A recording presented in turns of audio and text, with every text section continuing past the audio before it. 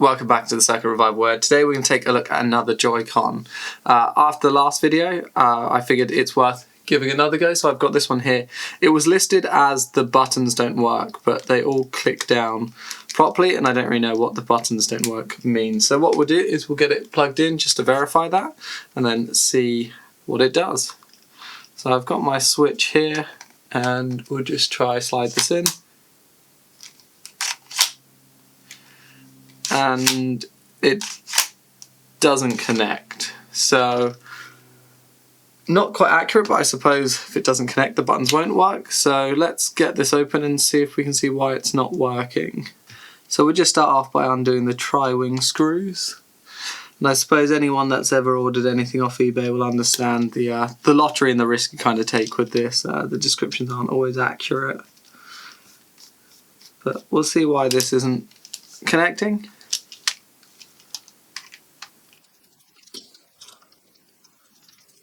There we go, so we'll just undo those 4 little screws, and then this should just lift off. Now that's lifted off quite easy, which makes me think someone's definitely been in this before.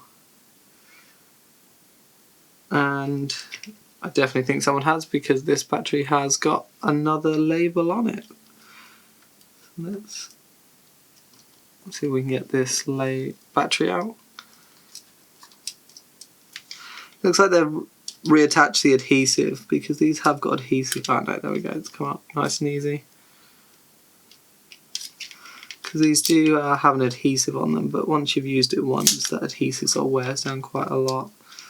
So what we'll do is we'll start with and see whether this battery has got any charge in it at all. So I'll get my multimeter and we'll put it in voltage DC. And then I've just got these extra prongs that can just attach on that are just a bit finer. So I'm then going to go straight onto the battery here.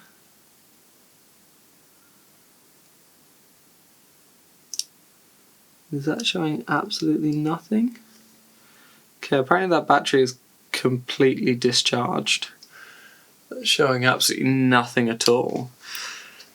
Which obviously is not good. I think a lot of these things have like battery protection circuits in them, so if the value of the battery gets too low, it won't even attempt to charge, because it's sort of unsafe. So as always, don't copy what I do in these videos. It's purely for entertainment, not for education. But what I'm going to do is I have one of these little battery charger circuits that I'm going to try and see whether I can actually just charge this battery up a bit and give it a go, because I don't actually have any spare batteries for these knocking around. Okay, so here we go. I've got this here. So this is a little battery charger circuit. So what I'm going to do is I'm going to attach it to a power bank, and I'm going to try and just wrap these leads around the little prongs I've got, and then just try and hold it in place and see if we can get this to charge up slightly.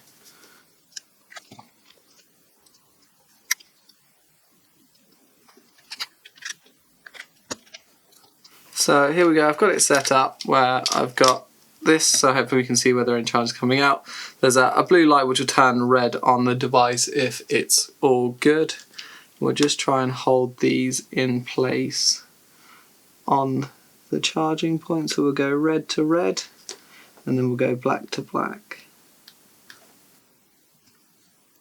Okay, that is charging, and hopefully you can see just behind my hand there, that's taking a draw of 0.66. So that is charging, and I've got the red light on the little unit here. So I might just need to hold it here for a bit and try and see if I can get some charge into this. So I'll fast forward to all of this, and then once we've got a bit in there, we'll try to plug it back in and see if it's at a battery level that it will try charging again.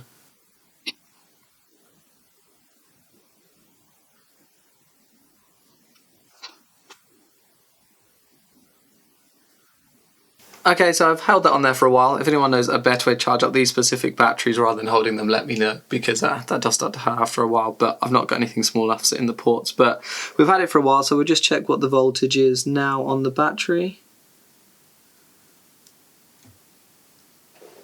Okay, that's showing 3.17 volts, which these batteries are 3.7, so that's still a bit low, so it might not work, but we'll try plug it in again and see if it does anything different now. Because I think 3.7, this battery should be around 4.2 when it's fully charged, I believe. So being slightly below the 3.7 is probably not great as it is. So I'm just going to try to plug this back in. So I'm going to place that roughly in place and just use this plastic spudger to push it all the way down. And then I'm not going to do any screws up, I'm just going to flick the back on here and then we'll try and see whether it will connect now, whether we get anything. It's not looking like it. No lights on the side, but let's try to plug this in again. And still no connection there at all. You can see it's not showing anything. What I'll do then is I'll try to charge it up a bit longer, see if we can get it up to 3.7 because maybe it's still not high enough to start charging. But after that we'll see if we can open it up and see a bit more inside. We'll just get this battery back out again. And then we'll do the same again. So I'll jump back into this once we're a bit more charged up.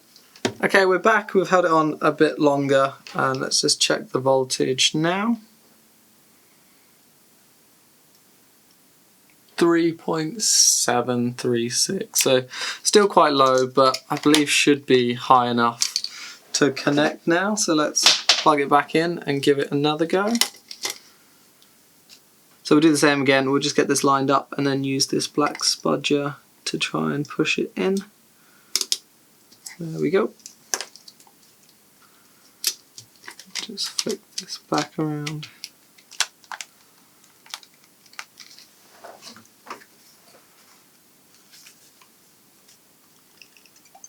Okay, and this time, still nothing. So we'll start with the obvious stuff and we'll just see whether the actual connection at the bottom here needs a bit of a clean, because sometimes the actual connections down here get a bit dirty. So I'm going to start with just a cotton swab and some IPA, and I'm just going to run those pins and just make sure that there's nothing on them. So another thing that makes me think someone's been here as well, as we can see there's what looks like a screw missing from this post just here. You can see there's one there but one not here. But we'll just give this area a bit of a clean up. We'll give it another go. And it's not the switch because I know it works with my controllers. Okay, that's a bit cleaner now. Let's give it another go.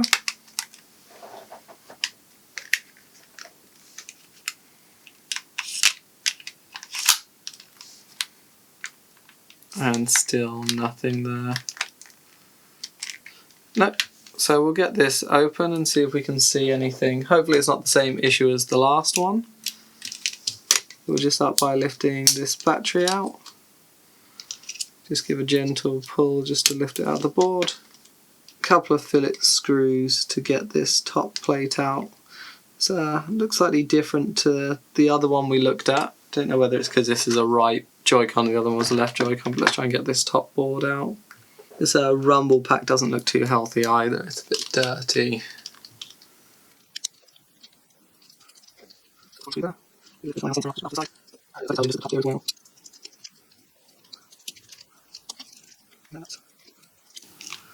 Just lifts up and over there. What I might do is just try and get rid of this front board a bit. So we'll flick this gate just here. And we'll take this ribbon cable out. And now we've just got a bit more room to work with. So we'll have a look. I think I might be able to see some liquid damage on this as well, just down here. So we'll pull the microscope out and we'll have a look at that. Here we go, just under the microscope here, and here is the water damage that we're looking at. As you can see, that is not good at all. So we'll start off by getting that cleaned up, but I was looking around the board and I've just noticed this as well. So this has clearly undergone some repair because someone has done some trace repair on this switch at the top here. So the switch has obviously once come off, and they've run 2 traces down to get that to work. So hopefully we don't need to deal with anything like that, but obviously the button's not working description was very inaccurate, because look at that, that's awful. But we'll start by just getting it cleaned up and see whether a clean works. I'm not holding out much hope, but we'll just get a little brush and some IPA, and we're just gonna give this a good wipe down and see how it looks, because I see that this cap here doesn't look too healthy, it looks a bit dirty, and the other cap here has completely lost its end. So we might try and see if we can replace those. I don't know what the values will be, but I can see if I can find out. But obviously this cap here, just this one here, it's lost its cap end on the top. Let's screw it off. This one, it's on its way out as well. Now that's obviously not going to help it with anything, which might also explain why the battery was completely depleted. If that corrosion was shorting a capacitor out, maybe it was just completely pulling the power out of the battery.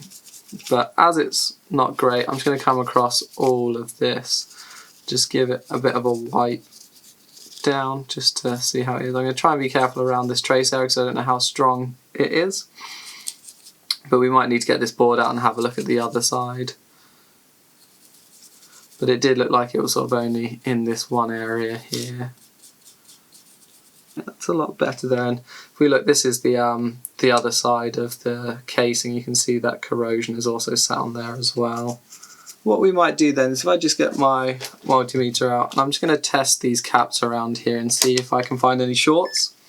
So I'm just going to put it in continuity, which is the mode that beeps when we have a complete circuit, and hopefully we don't have any beeps through the capacitors.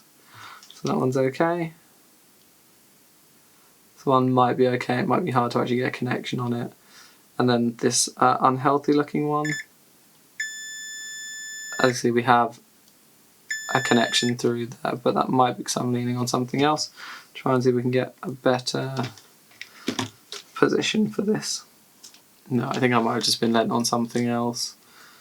So unfortunately it doesn't look like any of those caps are shorted, but there's still a bit more corrosion on there. So I think I'm going to come in with a slightly firmer brush. I think I'm going to get a toothbrush and just give it a really good scrub.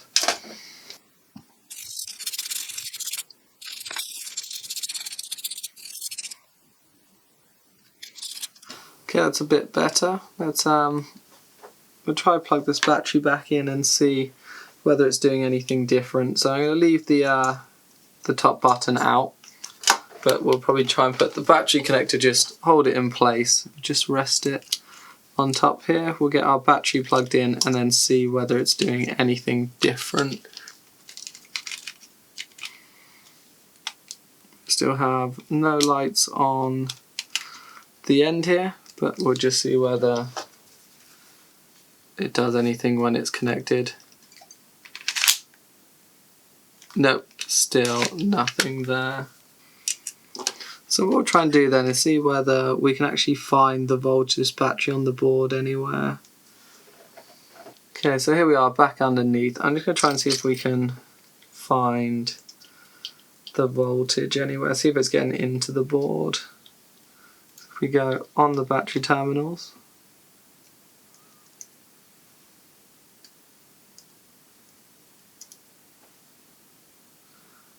so that's showing 3.93 millivolts directly on the battery terminals there. So if we take the battery back out, I'll just double check that, because if so, that could be indicating a short on the board. 3.7. So we have voltage in the battery. So let's plug it in and then get the thermal cam out and see if we can see anything. Okay, so I've got the battery plugged back in and I'm here with the thermal cam, and currently it doesn't look like there's anything getting warm at all.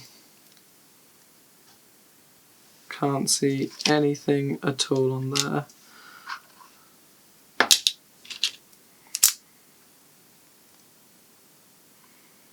We come in, absolutely nothing.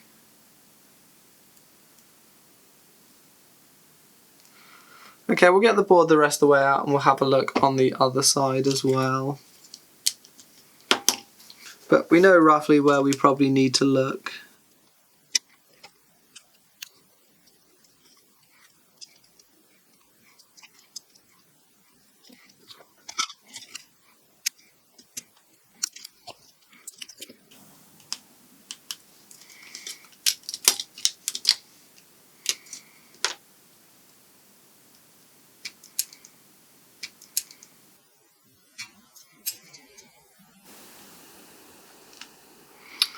Okay, well I've just knocked that repaired button off trying to lift it up, so it looks like we probably will have to try and redo those trace repairs if we get this working.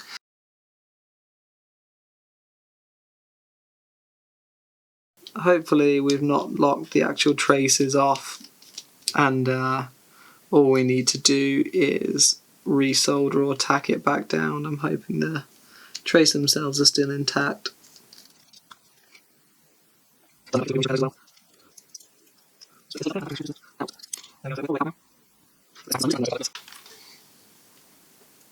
So here's that button. Yeah, we've definitely broken that trace. So that'll need repairing if we can get this working. I can't see anything else. Looks like it's maybe just this area here then. So we'll test for shorts around this area.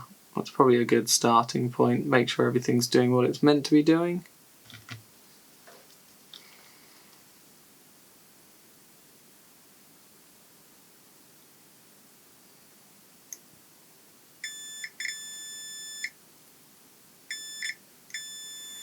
Okay, so that cap is shorted, but it's 0.5, oh, it's 5.1 ohms, so it's not a direct short. I think this is a coil, so I think that's supposed to run through. Nothing there. Nothing there. Okay, so I think what we probably start off by doing is trying to remove this cap here and see whether that short disappears.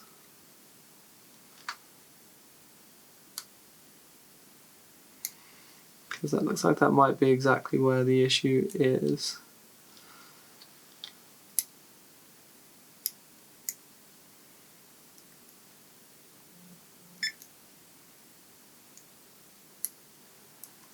So it could be this chip itself or it could be this cap, but the fact that this cap looks like it's just disintegrated there makes me think that might definitely be the problem. So let's see if we can see that just at a slightly different angle now. Yeah, so I don't know if you can see that if we come in a bit closer.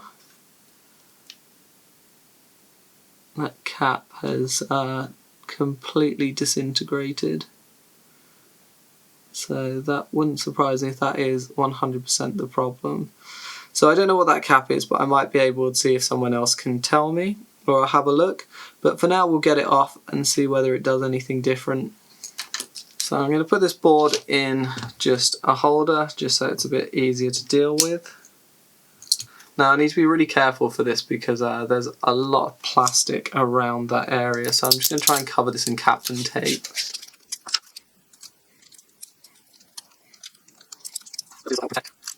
And then I just need to try and work out a good position to come in and just lift that up, because I don't want to knock any of the other components in the process. I'll start by just putting a bit of flux around.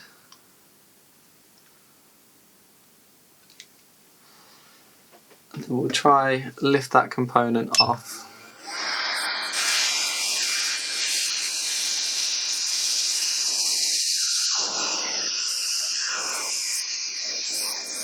Okay, I think that went fairly cleanly. I don't think I knocked anything. So we have the cap here. So we'll try and see if we can just have a look a bit closer at this. Doesn't look as bad. Not on there now. Can't see the part that looked like it had come off. But we'll just maybe getting a bit closer.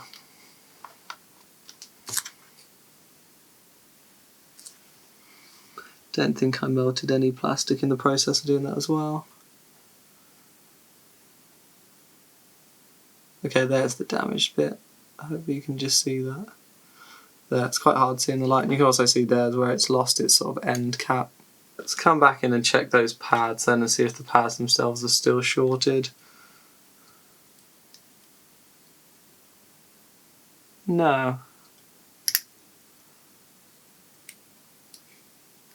Try and get rid of that broken bit of cap. Okay, so it sounds like that short has gone. Okay, well, we've not got that component on there, but what we'll do is we'll give it a plug in again and see whether it does anything differently now. And then if not, we'll try and work out what the value is of that capacitor and see if we can get a replacement on there. Let's double check what voltage we get at the connector of the battery now. Whether it's still dropped down to millivolts or not.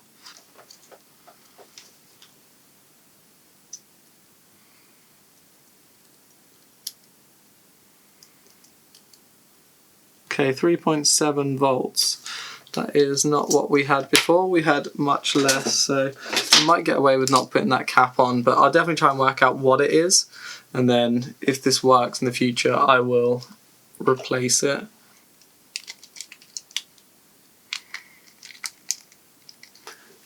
So we have lights. Cool. Okay, so I've not got it fully together. I've got it back together enough to test. So we definitely have power now, which we didn't have before. So let's get this connected to this and see whether it connects now. Nice. Okay, so we have the controller paired. So that's half the battle. Now we just need to see if I can repair the damage that I've caused to this button here. But whilst we're here, we'll see whether we can test out the controls for the remaining buttons that are here and see if we can work out what's not working. Okay, so we've got X, A, B, Y, R, and plus works, and then I've not attached the two top buttons yet. So far it seems like all the buttons work. It's just the, I'm guessing this was the button that wasn't working because the repair wasn't quite right. So we'll get it back apart. We'll try and see if we can repair that.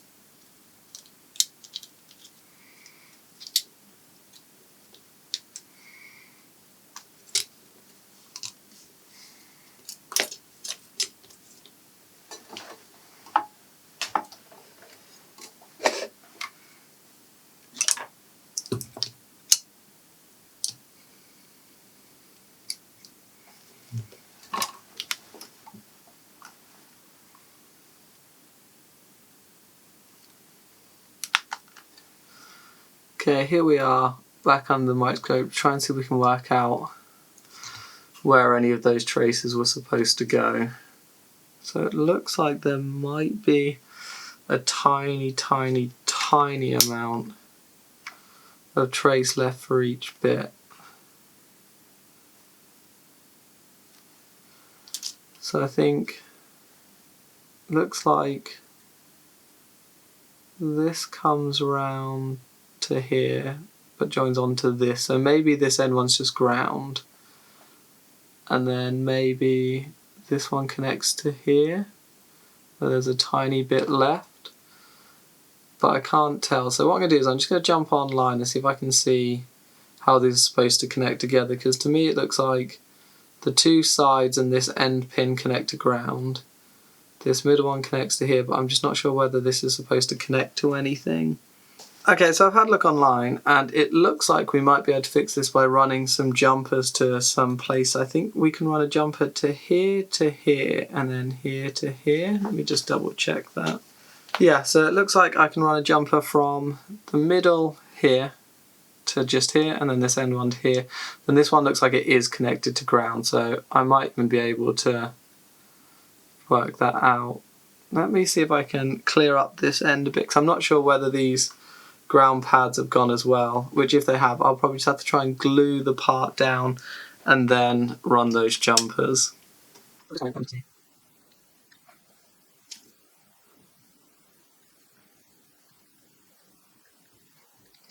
Okay, so it looks like what they tried to do was scratch back some of this to reveal some of the copper to attach it to, kind of create a ground pad.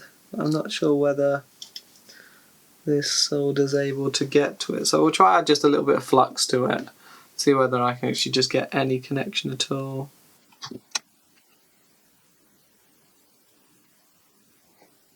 No, so it looks like that has completely come away. So you can see it's taken the ground legs off with it. So we'll try and get this off.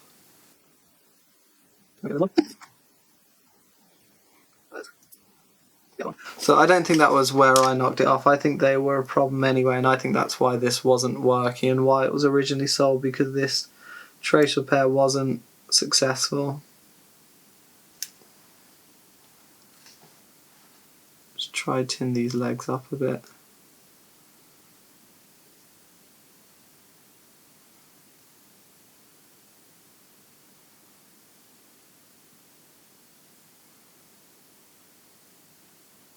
Okay, there we go. So there's a bit of solder on those legs now, so I hopefully should make it a bit easier when it comes to attaching the wires to it.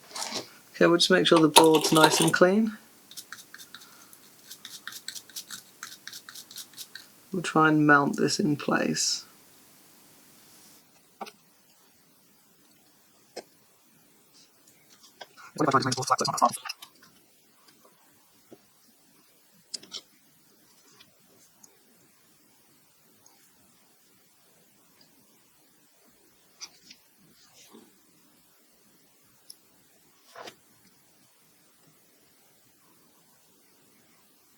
So I'm just trying to line this up sort of roughly in place, and then just try and find some glue.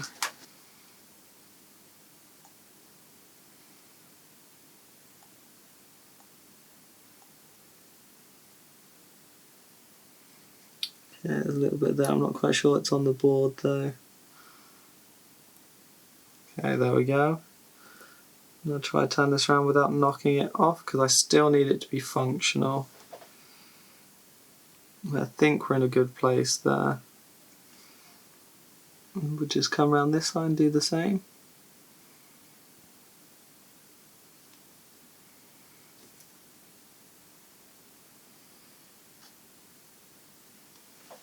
Okay, and then we're just going to leave that to dry, and then hopefully that doesn't come off. We just need to hope it's in the right place. It looks like it's in a pretty good place for it. It looks pretty lined up with where it was before. I've used the old mounting legs to give an idea as to where that should be. But we'll leave that for a bit and we'll come back shortly and see once it's solid, and we'll see if we can attach these wires to the mounting points. Okay, I've left it dry a bit and we're back, and as you can see it still functions as a button.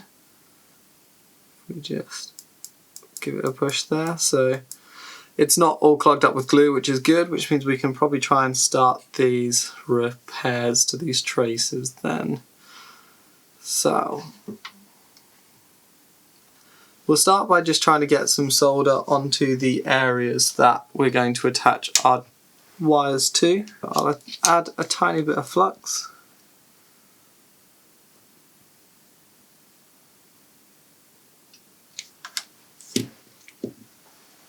And we just get some solder.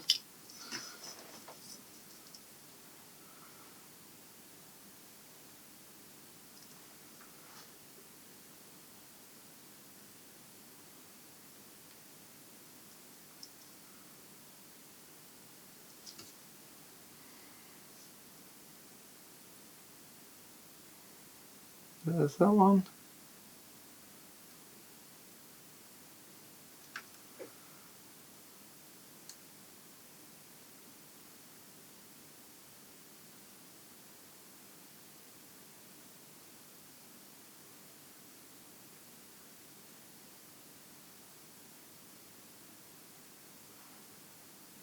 And nearly, we'll just get a bit off of this one.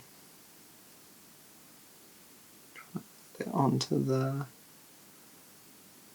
Okay, there we go. I think that's got those. And then we'll just use some enamelled wire to attach these. So the square one will attach to the middle, and then the circle will attach to this right one. So I just need to try and work out which size wire is probably the best size, because I think the one they had originally was possibly a bit too small. Okay, this looks a bit better. Doesn't look too thin, so I think the one they had last time was too thin, which is why it broke as easily as it did. Now, I'll agree I was a bit heavy-handed, but I'll be honest, I don't think it was really a good lasting repair in the first place. What I'm going to do is, I've just got my enamelled wire here, and the ends aren't able to be attached unless we remove the enamel coating. So I'm just going to try and roll this around and just try and burn off any of the coating, which hopefully should tip, get some solder on the tip of this wire as well, so it should make it a bit easier to attach. Now this can be really difficult because I don't think I quite have the right tip for this. You can see the one I've got is probably a bit too big, but we'll try get a bit of solder on our iron. Try until we can tin the end of this enamelled wire a bit.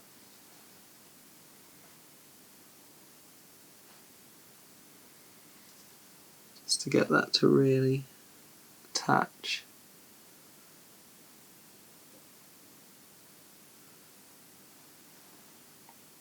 Okay, that feels pretty solid. No, I say if we give it a little bit of pull and it's not attached, it's clearly not good enough. Need to make sure it lasts. Okay, just try and get this lined up again.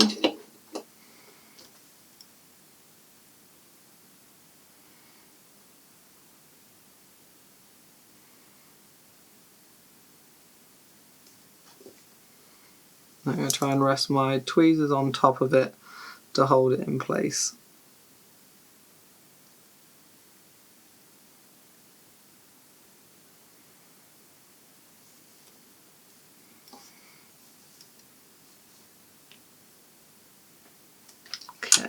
Now hopefully just get this end tacked down. I need to make sure it's not bridging those two, I believe.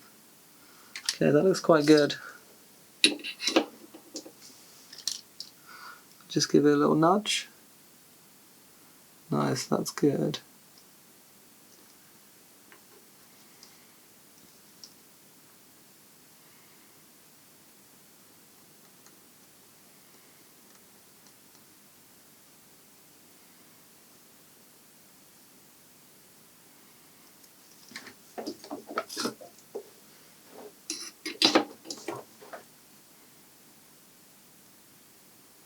Okay, I think that's attached.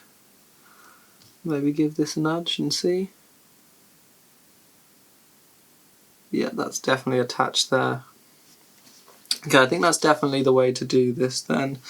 So we'll try and give this a bit of a clean, and I might just cover that one up first before I do the other one because I don't want to knock it off.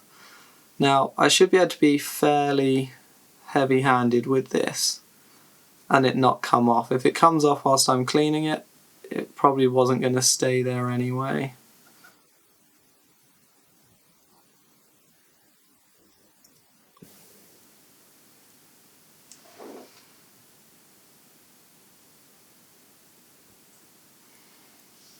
Okay, I think that's attached.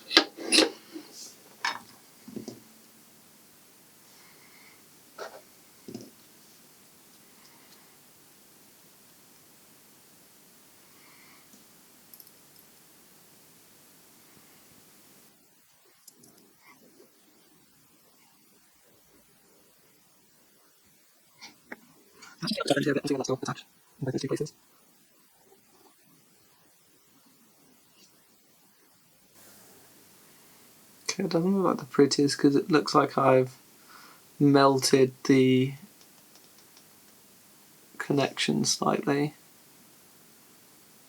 But as long as they're not bridging and they are connected, which looks like they might be, I think I might just add some conformal coating to the top of that to stop them from moving, which should make it a bit easier to attach this end down in place.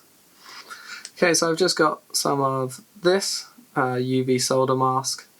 I'm just going to put a tiny amount down, and then hopefully that should hold the port in place so that when it comes to attaching this last end, hopefully it doesn't come off. I'm going to use this extra down.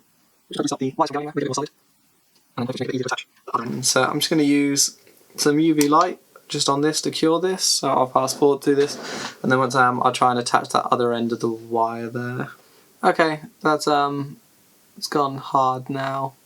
Could be left a bit longer, but it'll be good enough what we need to do. So now we just need to try and attach the other end of this enamelled wire down.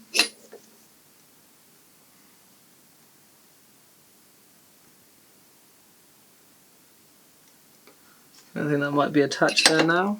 So we'll just give this a clean again, and we'll just make sure it's not attached to that ground plane next to it.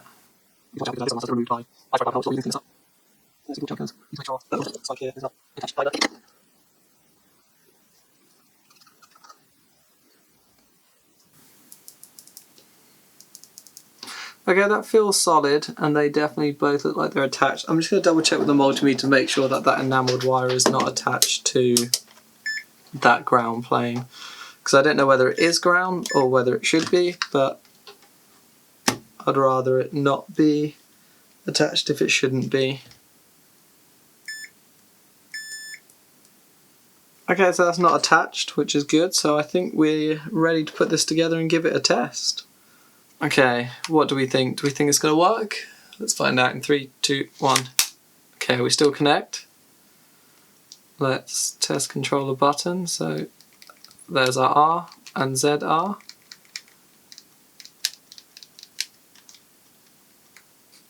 Okay, X is a bit stuck. Okay, I don't think everything's quite sat properly because X doesn't have a good bounce. Yeah, we'll just get this open quickly and just have a look, because I don't think some of those are seated fully correctly. The buttons work, which is good, but they're not quite bouncing back properly. Okay, so I've got it apart, and I've worked out what the issue is here. So these actual like button pads here, the X one, which is this top one here, is it's no longer clicking. So we need to replace that. Now I don't have any of those right now, and I think I know what's caused it is where we replaced the button up here just behind there is exactly where this is. So I think what's happened is some of the glue has melted, maybe got stuck underneath there so it doesn't press down and spring back up properly. So we maybe could try use some heat to try and reset that, but I don't think I'll do anything for now. So we'll get it back together, we'll double check it, we know everything works, and then we'll finish up the video there. Okay, here we are, ready to test again. So everything's all back together. We can attach it and it connects. If we remove it, it stays connected. And if we just test all the buttons, we've got X, Y, B, A, R, ZR, R, SR, and SL. So this is all working absolutely perfectly, so that is a fix right there. So we'll see you in the next one.